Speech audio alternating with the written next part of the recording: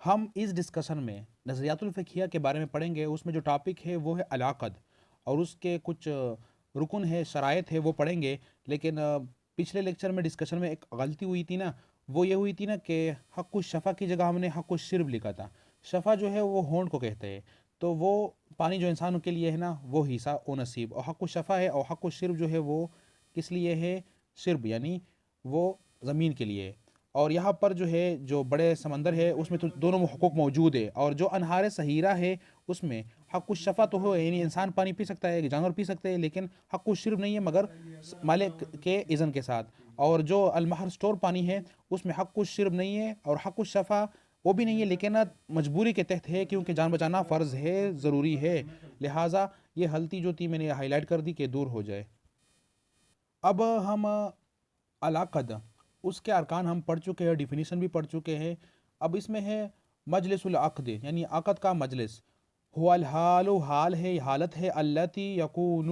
فيها المتعاقدان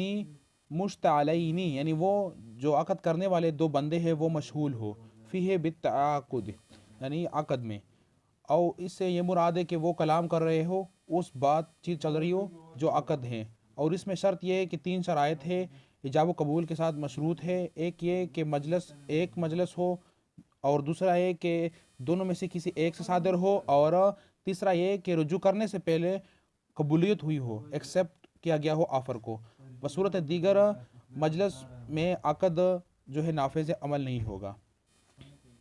اب یہاں پر یہ سوال کیا گیا ہے کہ کیا فوراً جو آفر ہے اس کو ایکسیپٹ کرنا ضروری ہے؟ تو جمہور نے قرار دیا ہے، جس میں حنفیہ ہے، مالکیہ ہے، حنابلہ ہے، انہ لا یشترط الفور، یعنی فور جو جلدی ہے کیا ہے فی القبول، وہ شرط نہیں ہے. آپ اس میں یعنی تراہی ہم پڑھ چکے ہیں کہ ریسٹ تھوڑا سا کر سکتے ہو، آپ سوچ فکر کر سکتے ہو. اور جو کیا ہے شافعیہ ہے وہ کہتے ہیں نہیں، آپ نے فوراً جواب دینا ہوگا، بصورت دیگر وہ آپ جو آفر ہے وہ ایکسپائر ہو جائے گا. تو جمہور کے ہاں کیا ہے، جب تک مجلس موجود ہو آپ سوچ فکر کر سکتے ہو، جب تک آپ کے ساتھ وہ بندہ مشغول ہو، یہاں تک کہ دوسرا بندہ نہ آ جائے. اور عموماً عرف کو دیکھا جاتا ہے. اب یہاں پر العنصر الثانی جو ہے العاقد، یعنی جو البائع والمشتری ہے، اس سے یہ مراد ہے کہ جو بیچنے والا ہے اور ایک خریدنے والا ہے. اب اس کے متعلق بتایا گیا ہے ان العاقد لا بد له، کہ عاقد جو ہے اس کے لیے ضروری ہے من اہلیت، کہ اس کی اہلیت ہو، للتعاقد کانٹریکٹ کرنے کے لیے، بالاصالت بذات خود عن نفسی ہی، او ولایتی شرعیہ، یا اس کا ولی ہو، للتعاقد عقد کرنے کے لیے، یا بن نیابتی جو کیا ہے نیابت ہو تعاقد کرنے کے لیے، کانٹیکٹ کرنے کے لیے، عن غیرہ ہی دوسرا بندہ. تو اہلیت کی ضرورت ہے، اہلیت ضروری ہے عاقد کے لیے، کہ جو کانٹیکٹ کر رہا ہے چاہے مشتری ہے، چاہے بائع ہے، چاہے بیچنے والا ہے، چاہے خریدنے والا ہے، یہ مراد ہے. اب الاہلیہ کیا ہے وہ ہم پڑھتے ہیں. اہلیت جو ہے وہ لغتاً صلاحیت کو کہتے ہیں، الصلاحیت. اصطلاح میں جو ڈیفینیشن ہے فقہا کے ہاں صلاحیت الشخص، شخص کی صلاحیت، لثبوت الحقوق المشروعہ، جو شرعی حقوق ہے اس کا ثبوت، کہ اس کے رائٹس ہے، لہو اس کے لیے، اور وجوبہ علیہ، اور اس پر واجبات کیا ہے، اس کی ڈیوٹیز کیا ہے، اور یہ کیا ہے اس کی صحت، جو تصرفات ہے وہ بھی ساتھ شامل ہے، کہ وہ اس کی جو تصرفات ہے، اس کے جو اعمال ہیں جو اس سے صادر ہو رہے ہیں، اس پر شرعی حکم کیا لاگو ہوتا ہے، کیا وہ اللہ کے ہاں قبول ہے، مقبول ہے یا نہیں ہے. تو جو پہلا ڈیفینیشن ہے ہی صلاحیت الشخص لثبوت الحقوق المشروعۃ له ووجوبها علیہ، یہ ہے صلاحیت الوجوب. اور جو یہ ہے وصحۃ التصرفات منہ، یہ کیا ہے اہلیت الادا. تو جو ادا ہے وہ عقل سے اس کا اساس تعلق ہے، یعنی عقل ہوگا تو اس کے تصرفات صحیح ہوں گے، اور یہاں پر جو ہے زندگی ہوگی تو اس کے رائٹس بھی ہوں گے اور واجبات اس کے ڈیوٹیز بھی ہوں گے. اس لحاظ سے 2 قسمیں نوعان وہی بتائے گئے ہیں، اہلیت الوجوب، اہلیت الادا. اہلیت الوجوب کیا ہے؟ صلاحیت الشخص للزام و التزام. اب الزام التزام کیا ہے؟ یہاں پر وہی حقوق بتائے گئے ہیں کہ اس کے لیے حقوق بھی ہے اور اس کے اوپر واجبات بھی ہے، جسے التزام کہتے ہیں، التزامی ہی. اب 2 عناصر بتائے گئے، ایک عنصر جو ہے ایجابی ہے، وہ کیا ہے؟ عنصر الالزام ہے. الزام کیا؟ اس کے رائٹس ہے، وہوا صلاحیت کسب الحقوق، یعنی حقوق کسب کرنا، اس کے رائٹ پوزیس کرنا، بأن یکون دائنا، جس طرح وہ کیا ہے، اس کا قرض ہے، یعنی دوسروں پر وہ قرض ادا کیا جائے گا، یعنی وہ رائٹس اس کو ادا کیے جائیں گے، تو اس لیے کہتے ہیں ہوا عنصر الالزام او الدائنیہ، یعنی وہ قرض کی طرح ہے، لوگ اس کا قرض ادا کریں گے اور رائٹس اس کو پرووائڈ کریں گے، جس طرح بولنے کا حق ہے اور نسب کا حق ہے وغیرہ بتائے جائیں گے۔ اور عنصر جو ہے سلبی، وہ کیا ہے، ہوا صلاحیت تحمل الواجبات، یعنی واجبات اٹھانا، ڈیوٹیز اٹھانا، اور اسے التزامات کہتے ہیں، اور یہ کیا ہے، بأن یکون مدینا، کہ وہ مقروض ہے، مقروض یعنی وہ یہ قرض اب اتارے گا، یہ ڈیوٹی ادا کرے گا، تو وہ کیا ہے، عنصر التزام ہے۔ اب یہاں پر ہے ومنات هذه الاہلیت، اب منات کہتے ہیں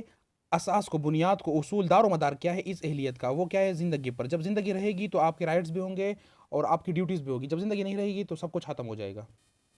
اب یہاں پر اہلیت الوجوب کے دو قسمیں، اہلیت الوجوب الناقصہ، وہ ہیا صلاحیت الشخص لثبوت الحقوق له فقط، تو یہاں پر جو ڈیفینیشن ہے وہ کافی ہے کہ جب ناقص ہو تو اس شخص کے لیے کیا ہے، صرف رائٹس ہیں، اور وہ رائٹس کیا ہے، چار ہے، جو کیا ہے، وہی التی لا تحتاج الی قبول، کہ وہ قبول کا کیا ہے، محتاج نہیں ہے کہ وہ اس کو قبول کریں، وہ اجباری ہے، آلریڈی اس کے حق میں وہ کیا ہو جائیں گے، ادا کر دیے جائیں گے، اور وہ چار ہے، اور چار کون سے ہیں، النسب من ابوئی ہے، یعنی والدین سے نسب ہے، پھر میراث ہے، پھر وصیت ہے، پھر الوقف ہے، تو یہ چار چیزیں جو ہے اس کے حق میں یہ کیا ہو سکتی ہے، مطلب ادا کی جا سکتی ہے، یہ اس کے حقوق ہے، یہ صادر ہو سکتے ہیں، اس میں تصرفات ہو سکتے ہیں، یہ صحیح ہے اس کے حق میں، یعنی اس کے لیے قبول کی ضرورت نہیں ہے کہ وہ قبول کرے، کیونکہ یہ آلریڈی اس کے حقوق میں سے، رائٹ میں سے ہے۔ اور اہلیت الوجوب الکاملہ، جو کامل ہے، وہ کیا ہے، یہ صلاحیت الشخص لثبوت الحقوق له، اس کے لیے حقوق بھی ہے، اور اب وہ کیا واجبات اٹھائے گا، اس کے لیے التزامات ہے، یعنی ڈیوٹیز ہے، اور یہ ثابت ہوتی ہے تب سے جب اسے وہ پیدا ہو گیا زندہ،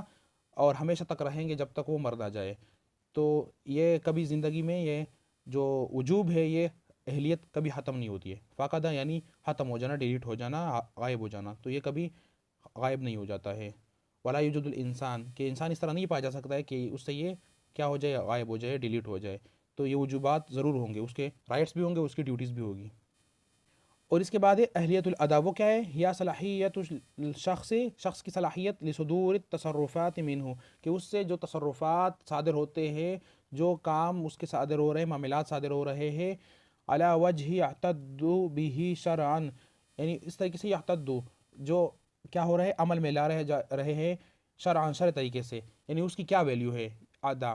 اور یہ کیا ہے، مسئولیہ ہے، یعنی اس سے وہ پوچھا جاتا ہے، اور اس میں سے حقوق اللہ بھی شامل ہے، حقوق العباد بھی شامل ہے، اور تصرفات قولی بھی ہو سکتے ہیں، فعلی بھی ہو سکتے ہیں، جو چیز انسان سے صادر ہو رہا ہے، اور اس کا شرعی حکم کیا ہے، چاہے وہ کیا وہ مباح کر رہا ہے، حلال کام کر رہا ہے، حرام کام کر رہا ہے، یا اس کے لیے فرض ہے، تو جو صادر ہو رہا ہے اس کی یعنی رزلٹ کیا ہے، اس میں کیا وہ مطلب نافذ ہو رہا ہے یا نہیں ہو رہا ہے، اور اس کا جو اساس ہے، ثبوت ہے، وہ بنیاد جو دار و مدار ہے اس اہلیت کا، یعنی اہلیت الادا کیا ہے، التمیز، فرق کرنا، العقل پر، ادراک پر، جب عقل ہوگا تو یہ ادا کی کیا اہلیت ہوگی، صلاحیت ہوگی، بصورت دیگر یہ نہیں ہوگا۔ اب تقسیم ہے اہلیت الادا کی، یہاں پر جو اہلیت الادا ناقصہ ہے، اس میں کیا صلاحیت شخص کے لیے ہے، صدور، بعض تصرفات کرنا اور بعض نہ کرنا، لیکن یہ کیا ہے، مشروط ہے اس کا نفاذ ہونا، اعلیٰ رأی غیرہ، دوسرے رائے کے ساتھ، یعنی دوسرے کے رائے کے ساتھ، مطلب جو ولی کی اجازت ہے، یا جو اس کی گارڈین ہے اس کے اجازت کے ساتھ، اور یہ کب ہوتا ہے، یہ دور تمیز میں ہو سکتا ہے، جو تقریباً 7 سال کا عمر ہے، بلوغت تک، تو اس دور میں یہ ناقص الادا، مطلب اہلیت الادا ناقصہ تب اس دور میں موجود ہوتا ہے، اور وہ دوسرے کے شرط کے ساتھ ہوتا ہے کہ جب وہ اجازت دے گا تب وہ چیز تصرفات صحیح ہوگا، قابل عمل ہوگا۔ اہلیت الادا کاملہ کیا ہے، وہ صلاحیت شخص سے مباشرتاً، یعنی ابھی کامل ہو گیا، اب وہ خود کر سکتا ہے، دونا توقف علی رأی غیرہ، یعنی دوسرے کے رأی کی کوئی ضرورت نہیں ہے، اور یہ تب ہوتا ہے ثبت و تثبت لمن بلغ، جب وہ بالغ ہو جائے، الحالم، جو بندہ ہے عاقل ہو جائے، اور یا بلوغ اور رشید، مکمل وہ ہوشیار بن جائے، عقل اس کی مکمل ہو جائے، تو تب یہ ہو جاتا ہے، اور جو بلوغت ہے وہ یحصل حاصل ہو جاتی ہے، ظاہر ہونا علامات جو ہے وہ نیچرل جو ہے، جس طرح احتلام جو ہے ولد لڑکے کا، اور اس طرح خیز جو ہے وہ لڑکی کا، یا تمام ہو جانا 15 سال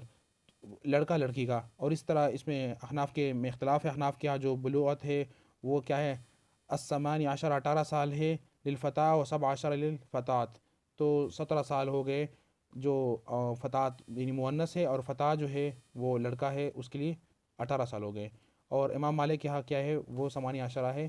اور یعنی مقدار اس میں تھوڑا سا اختلاف ہے. تو یہ ہو گیا اہلیت الادا کاملہ کہ کس عمر میں ہوتا ہے، اور مین جو ہے دار و مدار عقل پر ہے. جب عقل مکمل ہو جائے گا تو یہ بھی مکمل ہو جائیں گے آپ کے ادا، آپ کے ڈیوٹیز، اس کے رزلٹ ہوں گے، قابل عمل ہوں گے آپ کے تصرفات. یعنی مراد یہ ہے کہ آپ عبادات کر رہے ہیں، آپ نیت کر سکتے ہیں تو آپ کے عبادات و روزے سب کچھ قبول ہوگا. اور جو ممیز ہے، جو نیت نہیں کر سکتا ہے، تو اگر وہ عبادات کرے گا پہلے تو وہ صحیح نہیں ہوگا کیونکہ وہ نیت نہیں کر سکتا ہے. اگر وہ والدین اسے کروائیں گے، سکھائیں گے، تو والدین کے مطلب والدین کو اجر ملے گا. تو اس طرح عبادات میں تو وہ صحیح ہو سکتا ہے، روزہ رکھ کے تو والدین کو ثواب ملے گا، لیکن معاملات تو اس کے بالکل زیرو ہوں گے، اس کی کوئی رزلٹ نہیں آئے گا، کوئی اس کی ویلیو نہیں ہوگی جب تک وہ کامل نہ ہو جائے یا بلو تک نہ پہنچائے، یا جب تک ولی کی اذن نہ ہو.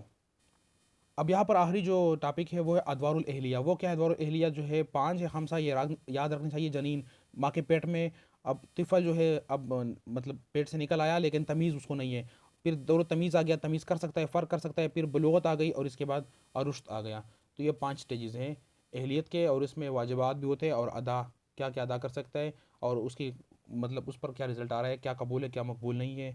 تو یہ ہو گیا الاہلیت جو عاقد کے لیے ضروری ہے کہ اس میں اہلیت ہو. جب اہلیت ہوگا تو اس کی جو کنٹریکٹ ہے، عقد ہے، وہ کیا ہوگا، نافذ عمل ہوگا، یعنی نافذ ہوگا، عمل میں لایا جائے، اس پر رزلٹ ہوگا، اس کی افیکٹ ہوگا،